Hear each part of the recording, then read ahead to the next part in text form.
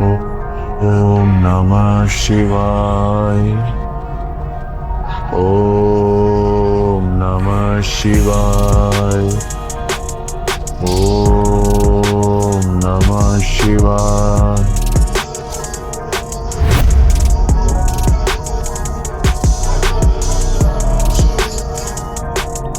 हे महाकाल, मैं सब आप पर छोड़ रहा हूं। फिर आंखें खोल के उसने कहा,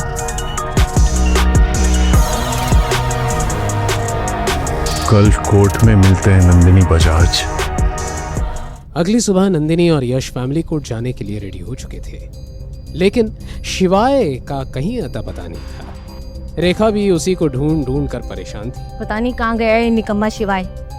ऐसे तुम्हें डिवोर्स का लालच देकर ना जाने किस बिल में छुपाई चूहा।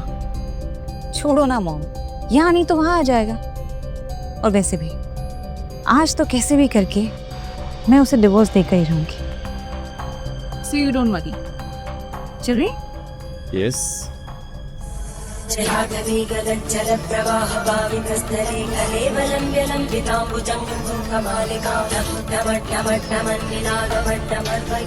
उधर शिवाय महाकाल की पूजा अभिषेक कर रहा था।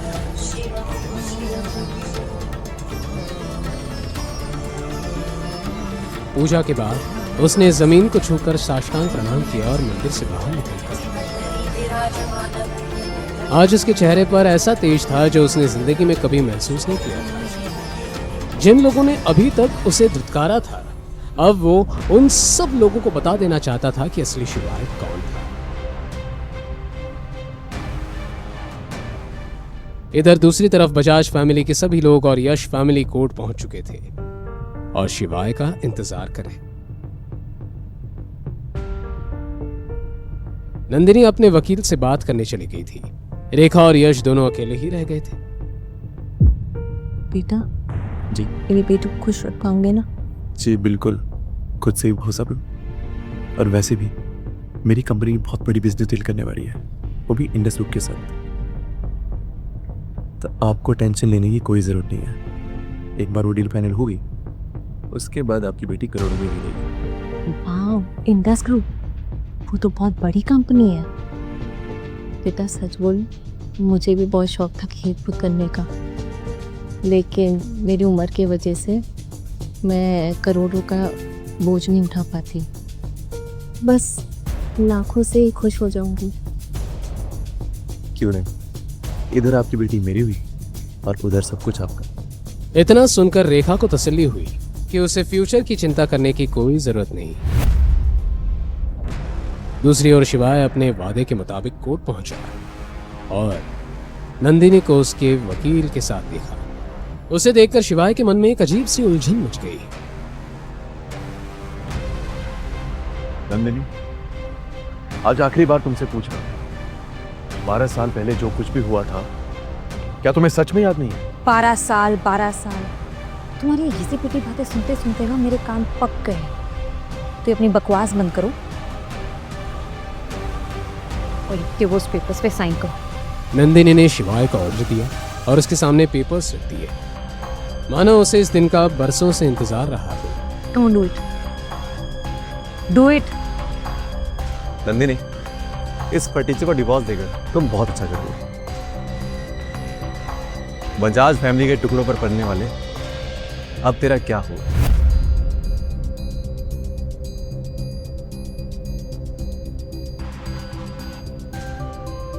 शिवाय ने पेपर्स पे जैसे ही साइन किया, वैसे ही बजाज फैमिली और यश वहां से चले गए। वो अब शिवाय को एक पल भी नहीं देखना चाहते थे।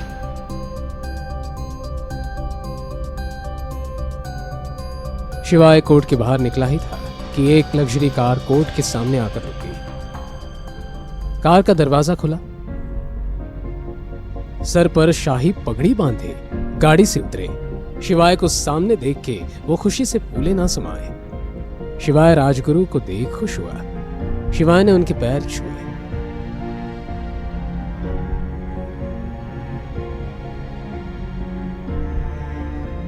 राजमहल तुम्हारा इंतजार कर रहा है बेटा। एक राजा के बिना महल अधूरा है। अब ये बूढ़े कंधे जिम्मेदारियों का बोझ नहीं उठा सकते बेटा। चल।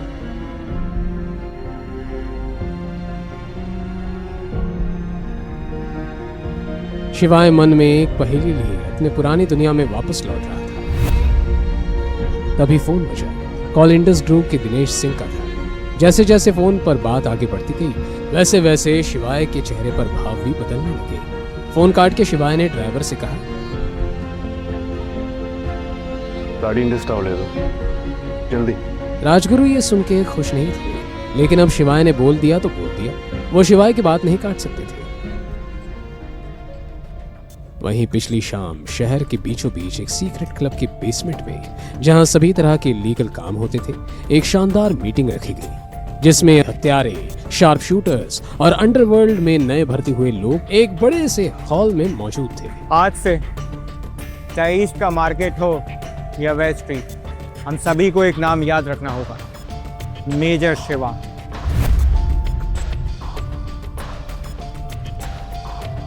अब क्योंकि मेजर ने फिर से आने का फैसला किया है तो हमें अपने मतभेद त्याग कर उनका स्वागत करना चाहिए। भूलिएगा मत, मेजर ने जो हम सब लोगों के लिए किया। मीटिंग जोरों शोरों पर थी। टेबल बजाकर सभी ने इस बात का समर्थन भी किया। पीछे खड़े दो नए किलर्स तागा और तेजा थोड़े कंफ्यूज थे। ये कौन है? इसकी बातें हो रही है, तू जानता है क्या? ना बिल्कुल नहीं, वो देखा HR बैठा है, चल उससे पूछते। क्योंकि हेडशॉट इस बिजनेस का पुराना सूरमा था तो उन्होंने हेडशॉट से पूछना सही समझा। HR भाई, आप हमसे काफ़ी समय से यहाँ हो, काफ़ी एक्सपीरियंस भी हो, क्या आप जानते हैं ये मेजर शिवा कौन है? माँ कसम, अगर ये पार्टी नहीं चल रही थी ना तो तुम दोनों को जिंदा गाड़ देता और हमारे सामने खड़े होने की हिम्मत की। क्या तुम लोग जानते हो 5 साल पहले क्या हुआ था? यही तो हम जानना चाहते हैं। 5 साल पहले अंडरवर्ल्ड पे एक सनकी आदमी आया था। वो भी किसी को मार देता था, काट देता था, यहाँ तक के जला भी देता था। पर उसका एक सपना था, पूरे इंडिया के अंडरवर्ल्ड पर राज करने का। तो कहते हैं ना, हर कहानी में विलेन को मारने के लिए हीरो को आना पड़ता है, और अपनी कहानी का एक ही हीरो है, मेजर शिवा। जब मेजर आए ना, उस बंदे की हालत पतली कर दी, यहाँ तक के रातों रात उसकी बनाई हुई अंडरवर्ल्ड तबाह कर दिया। मुझे आज भी याद है उनके गले का रुद्राक्ष माला। फिर क्या हुआ? उन्होंने सभी को चीते भीतर कर दिया। अपनी नाकों से देखा था 735 प्रोफेशनल किलर को मारते हुए, और वो भी बिना किसी हथियार के। उस बंदे की संगत में मैं भी न जाने कितने मासूमों की हत्या की। फिर क्या था, मेजर ने मुझे इतना मारा, चेहरे पर दाग दिख गया। इस दाग के ताव पे मैं उनका भक्त हो गया। महादेव का रूप है वो। हम जैसे बुरे लोगों के साथ भी इतना अच्छा किया। ये निशान आज भी मुझे उनकी याद दिलाता है। ये सुनकर तागा और तेजा की आंखें फटी की फटी रह गई। उन्हें बिल्कुल यकीन नहीं हुआ कि धरती पर कोई इस तरह का आदमी भी हो सकता है। अच्छा, तुम्हें क्या लगता है तुम कुछ भी कहोगे हम और उस पर यकीन करेंगे? क्या तुमने देखा है उन्हें कभी? मिले हो कभी उनसे? उस अंधेरी काली रात में एक अकेला शेर सभी की दिलों पे भारी पड़ा, समझे? निकले यहां से।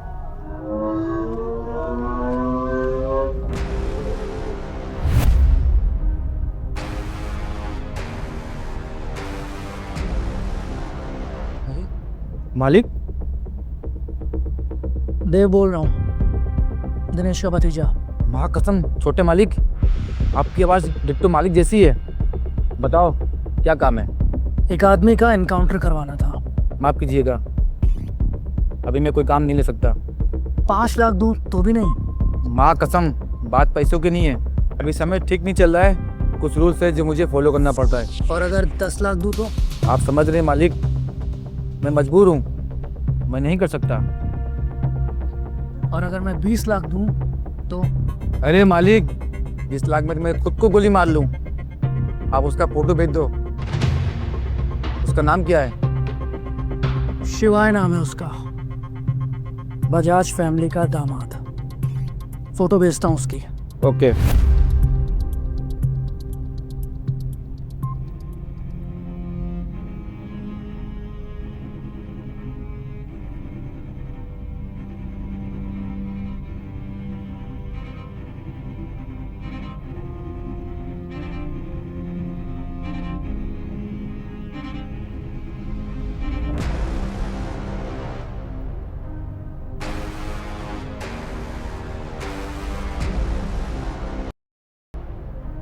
वो भी एक नाइट क्लब में।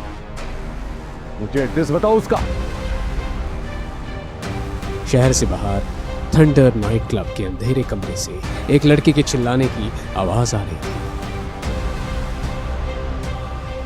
उस आवाज में दर्द छलक रहा था। क्या सच में वो लड़की वही थी जिससे शिवाय ने 12 साल पहले वादा किया था? और ऐसा क्या हुआ था उस लड़की के साथ कि शिवाय ने उसकी जगह नंदिनी से शादी कर ली?